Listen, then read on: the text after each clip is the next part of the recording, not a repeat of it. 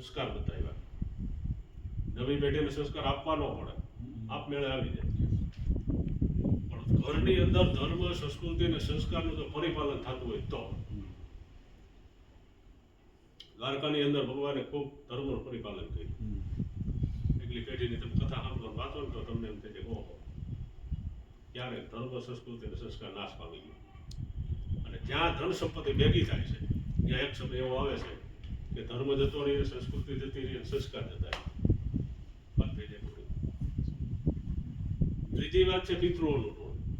તો પિતૃઓ આપણે બે વસ્તુ આપે, એક શરીરની શાંતિ અને વંશની વૃદ્ધિ. એની કૃપા હોય ને તો દીકરાની દીકરા થાય. ઘણા વ્યક્તિઓ એવા છે કે લાખો કરોડોની ધન સંપત્તિ પડી છે, મૂકવા વાળો નથી, નિર્વંશ હોય, પોતે નો ખાય, બીજા કોઈ ખાઈ ન શકે, ધન સંપત્તિ પડી રહી સરકાર જપ્ત કરી લે. તો ત્રણ દેવતાઓના ઋણમાંથી આ ત્રણ પ્રકારની શાંતિ જોતી હોય તો વગર કારણે કોઈને કોઈ નડે છે એવું કઈ છે જ નહીં ભાઈ. એક શાસ્ત્ર પાનું ઉગાડીને મને દેખાડો નડે છે એવું લખ્યું છે. દેવ નડતા નથી, પિતૃ નડતા નથી, કોઈ નડતું જ નથી. નડતો હોય માણા નડે જીવતો, બરોબર? તો પછી વિચાર થાય એમને, કદાચ નડે છે, નડતું નથી, તમે એમ કહો છો તો આવા પ્રોબ્લેમ કેમ થાય છે? અત્યારે દુનિયામાં લાખો માણસો આવા કામ કરે છે. તીર્થમાં તમે જાઓ, હજારો માણસો આવા કામ કરે છે. આ કામ કરવાનું કારણ શું? એનું મોટાભાઈ એક જ કારણ છે, આપણે આપણી ફરજ ચૂકી ગયા છીએ. આપણી ફરજ કઈ છે કે જે કોઈ આપણા વડીલો ગયા છે, માતા, પિતા, પુત્ર, પરિવારનો કોઈ પણ સભ્ય, દરેક જીવાત્મા સદગતિએ જાય છે એવું નથી હોતું. એમાં કોક જ જીવ એવો હોય કે જેને વાસના રહી જાય.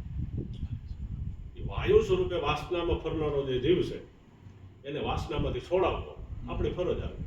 આપણે એની બધું ઉપકાર નથી કરતા. આ ફરજ આપણે ચૂકી જઈએ છીએ. એ ફરજ ચૂકી જાવ તમે એટલે ઘરમાં, ધંધામાં, શરીરમાં, અને એ જે ઉર્જા છે એ વિસ્ફોટક થયેલી ઉર્જા છે. આપણે વિજ્ઞાનની ભાષામાં સમજવું હોય તો પૂતળી બોમ્બ હોય, જ્યાં સુધી દિવાળી ન અડાડો ત્યાં સુધી ખીચામાં રાખી શકે. એને અગ્નિ અડાડી દો અને ફૂટી જાય. એ ઉર્જાને પછી કેચઅપ તમે કરી શકો? વિજ્ઞાન ન કરી શકે, બરોબર? તો વિસ્ફોટક થયેલી આ બધી ઉર્જાઓ છે. પ્રેત ગતિમાં ફરનારા જીવો છે, વાયુ સ્વરૂપે ફરે છે, અને એની કંઈક ને કંઈક વાસના છે. આપણો એનો DNA એક છે. એટલે તમારી પાસે આશા કરે, તમારા ઓલામાં આવી ફરે આખી ઉર્જા ઘરમાં, મનમાં, શારીરિક, આર્થિક, મને પ્રોબ્લેમ થાય. તો દર વર્ષે શાસ્ત્ર એવું કહે છે કે તન, મન અને ધનની શાંતિ જોતી હોય, કોઈ નડેશન કરવું એ વાત છે જ નહીં ભાઈ. ત્રણ પ્રકારની શાંતિ માટે માણસે દેવ કાર્ય, ઋષિ કાર્ય, પિતૃ કાર્ય કરવું જોઈએ.